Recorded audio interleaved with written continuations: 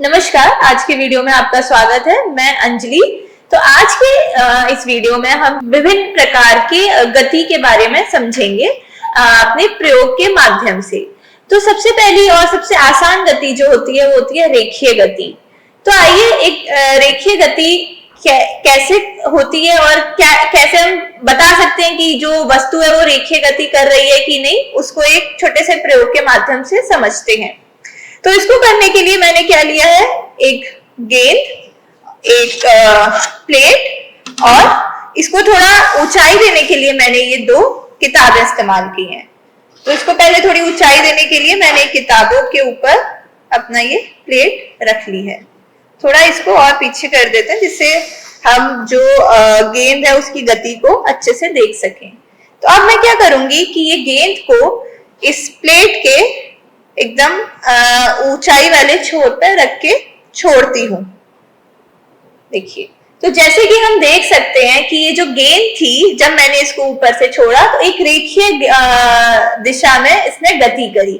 तो इस प्रकार की गति को हम रेखीय गति कहते हैं। तो जैसे कि अभी हमने रेखीय गति के बारे में समझा, अब एक दूसरे प्रकार की गति होती है जिसे कहते हैं दोलन गति।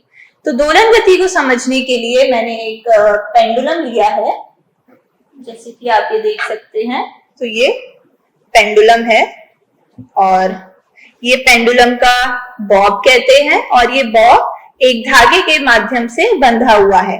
तो अगर इसमें कोई गति नहीं हो रही है तो ये अपनी एक साम्य स्थिति में है। अब अगर हम इसको अपनी साम्य स्थिति से थोड़ा विस्थापित करते हैं इस प्रकार, तो आप देख सकते हैं कि ये अपनी मध्य स्थिति के इधर और उधर गति कर रहा है।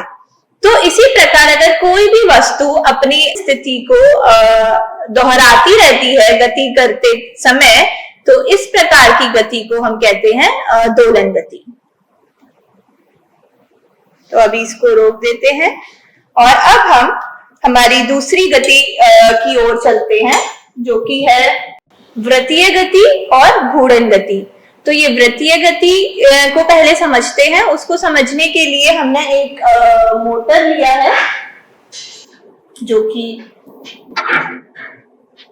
इस प्रकार दिख रहा है और एक वस्तु के रूप में हमने ये एक गेंद ली है जो कि एक साइकिल स्पोक से जुड़ी हुई है। तो अब हम क्या करेंगे, पहले वृत्तीय गति को समझने के लिए हम इसको ये मोटर से अच्छे से बांध देते हैं। तो जैसे कि आप देख सकते हैं अभी ये मोटर से अच्छे से जुड़ चुकी है।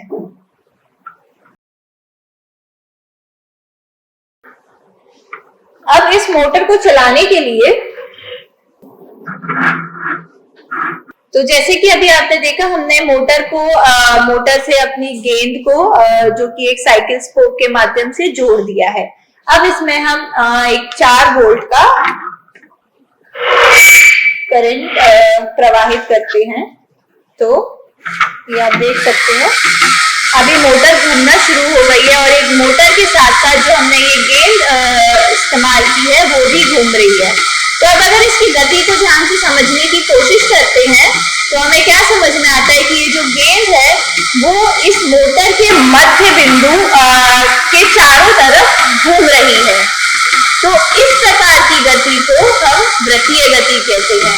तो जब भी कोई वस्तु किसी एक केंद्र के चारों तरफ घूमती है उस गति को हम वृत्तीय गति कहते हैं। इसको अब यहाँ पे ही रोकते हैं।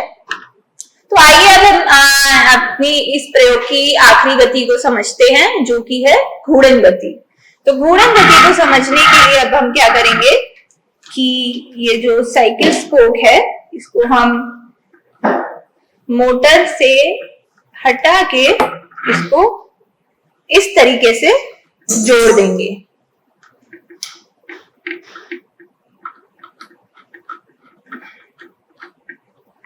और फिर से पहले की तरह ही हम इसमें मोटर में 4 वोल्ट का करंट प्रवाहित करते हैं।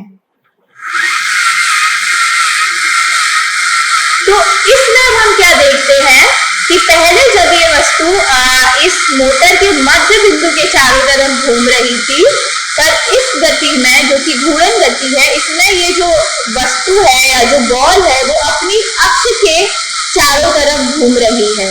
तो जब भी कोई वस्तु अपने अक्ष के चारों तरफ घूमती है, उस प्रकार की गति को हम घूर्णन गति कहते हैं। तो हम इसको रोकते हैं। तो अगर मैं पूरा समराइज करूं तो इस प्रयोग में हमने गति के प्रकारों को समझने की कोशिश करी, जिसमें कि पहला हमने समझा रेखीय गति। तो जब कोई वस्तु एक रेखीय दिशा में गति करती है तो उसको हम रेखीय गति कहते हैं। उसके बाद हमने समझा दोलन गति। तो दोलन गति में हमने क्या देखा कि जब कोई वस्तु अपनी साम्य स्थिति के इधर उधर गति करती है तो उसको हम दोलन गति कहते हैं। उसके बाद हमने समझा वृत्तीय गति। तो जब कोई वस्तु किसी बिंदु को केंद्र मान के गति करती है, उस प्रकार की गति को हम वृत्तीय गति कहते हैं। और सबसे आखिरी में हमने समझा घूर्णन गति के बारे में। तो जब भी कोई वस्तु अपने अक्ष के चारों तरफ घूम के गति करती है तो उसको हम घूर्णन गति कहते हैं। तो आज का प्रयोग यहाँ समाप्त होता है। इस वीडियो को देखने के लिए धन्यवाद और अगले प्रयोग में आपसे मिलने की आशा करते हैं।